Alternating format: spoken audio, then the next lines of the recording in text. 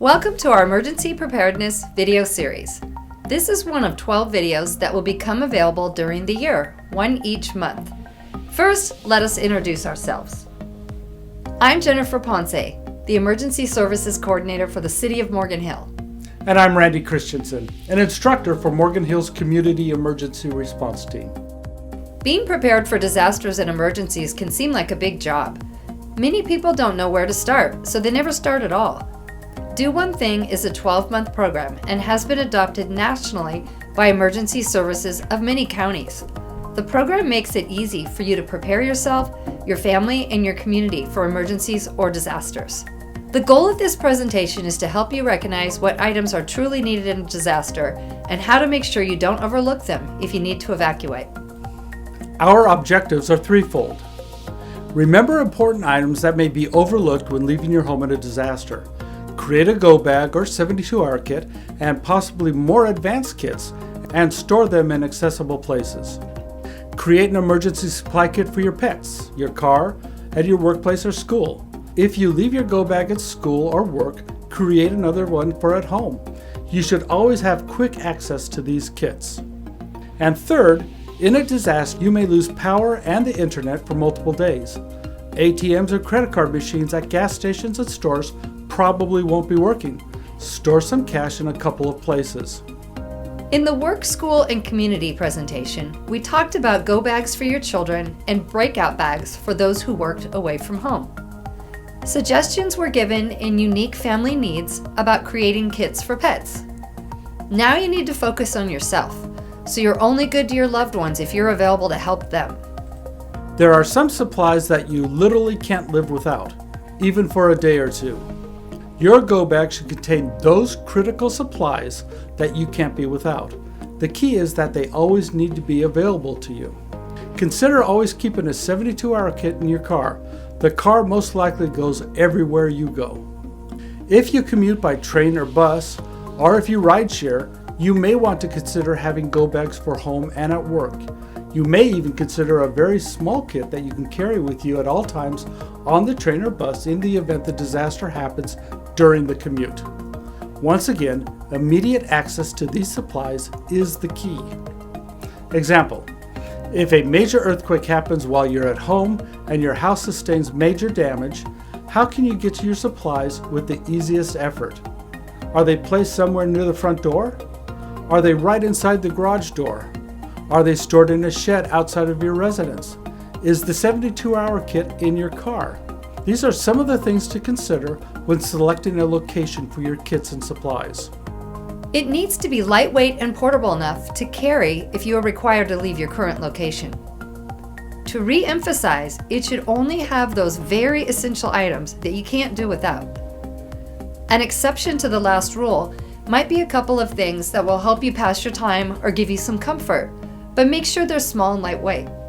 These may be playing cards, a small dice game, or a very small travel chess game. Some things will become immediately scarce in a disaster. You may want to consider some of those items. Create a graphic, chart, or spreadsheet to help you make decisions about what items are important, needed for personal use, or are very difficult to replace. This is an example of one person's go bag or 72-hour kit.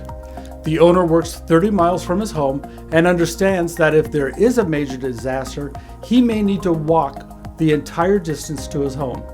The orange and black bag is a rolling backpack. Straps are available to use it as a backpack, or a T-handle can pop up allowing the bag to be pulled behind. It is recommended that the bag you select should not be camouflaged or one that is labeled survival kit. Don't make it obvious to others who have not prepared that you have supplies. You don't want to make yourself a target. Total weight of this kit is around 34 pounds, which for some people may be a bit heavy. Take weight into consideration when selecting supplies. For quick access, these are the contents that are stored in the outside accessible pocket of the go bag. The owner is believing that there are items that she may want quick access to. By the way, you can pause this presentation at any point if you want to look at any slide for a longer period. These are the contents of the first zipper pocket just outside of the main backpack. These are the first aid supplies that will probably only be used on himself or his family members. Remember, These are supplies to be used on yourself. You may obtain additional injuries on your journey home and may need these supplies. These are the portions of the contents held within the main section of the go bag. You might be able to see the tops of the bottled water. They have the date of which they have been rotated into this 72-hour kit. These are rotated every 6 months. Yearly, all of the expiration dates are checked and expired items are replaced. These are the remaining items which are stored in the backpack's main section. Purposely not shown are a week's worth of daily medications. These are rotated out each time the owner goes on a vacation. Home storage of your 72-hour kit needs to be placed in a convenient and accessible place. It should be in a place where you can grab it while quickly leaving your home.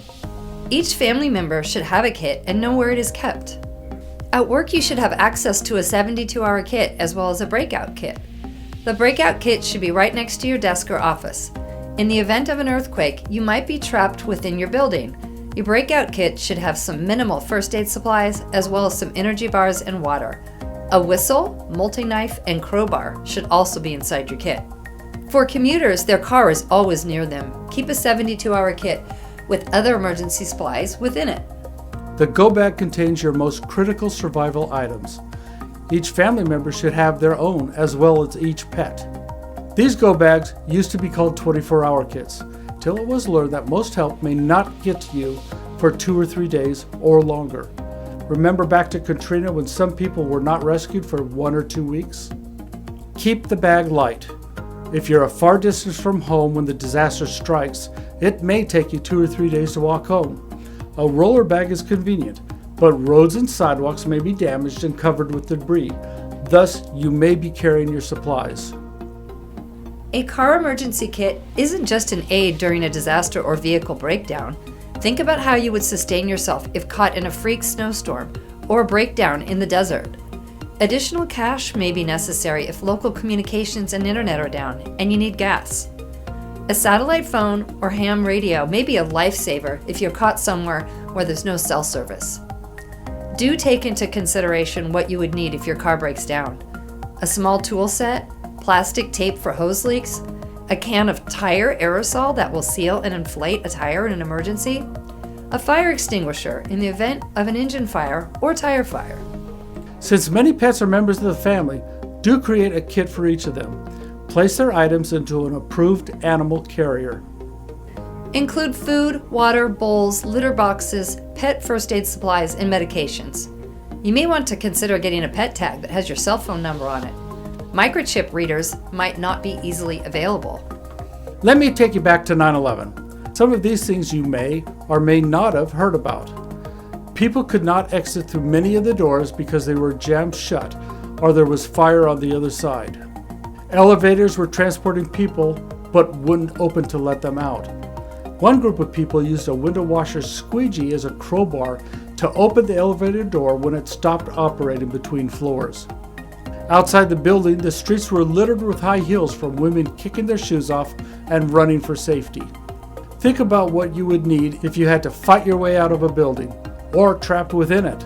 These things could happen to any one of us after an earthquake or a disaster.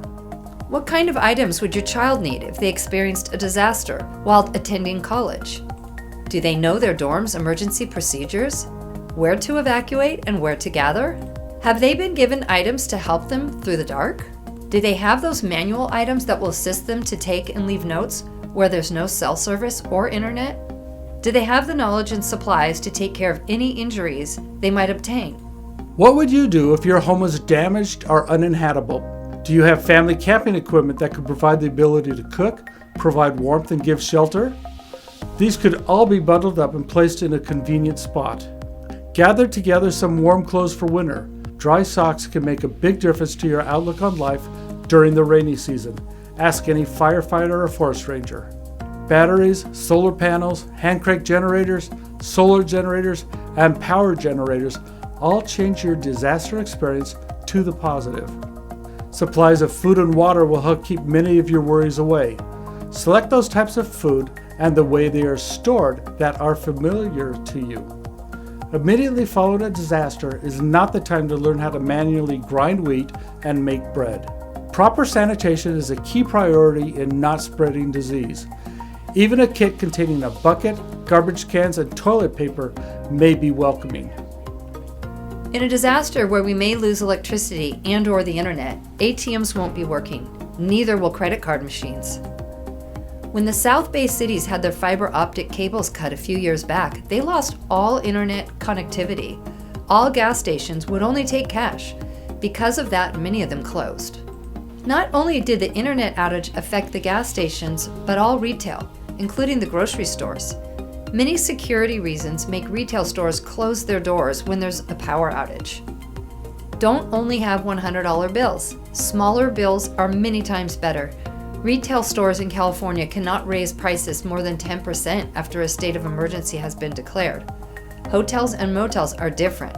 When their occupancy increases, normally so do their room rates. After a declaration of emergency has been declared, they are only allowed to raise rates comparable to their historical non-emergency room rates per occupancy. Your personal cash flow may be delayed. Your company may not be open for business. Employment may be harder to find. Challenges for banks in your company's accounting department may delay your paycheck. Cost of living may have increased and/or you may have unexpected expenses. Family or friends may be requesting assistance. Keep a list of credit cards, their numbers, their expiration dates, and security codes. You can put this information in your go bag, but it might not be secure. If you have encryption notes within your phone, store this information there.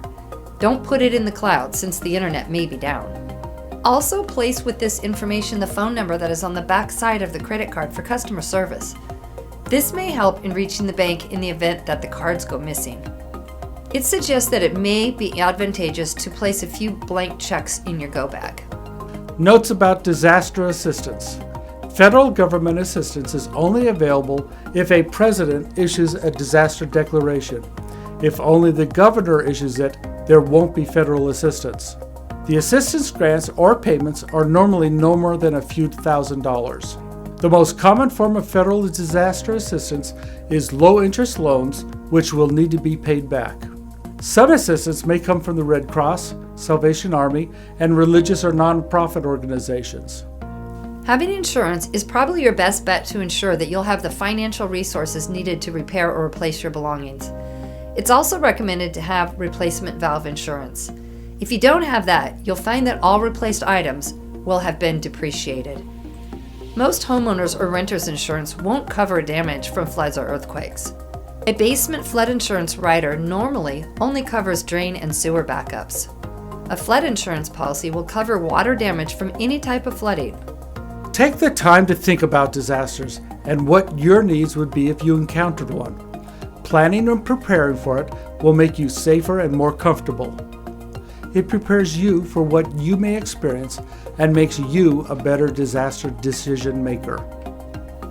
In review, we have discussed 3 basic areas that can assist you and your loved ones with gathering the necessary emergency supplies in the event of a disaster. Place your emergency supplies in convenient places that are very accessible from your front door, garage, or yard. Create multiple go bags and 72-hour kits for your family members and pets.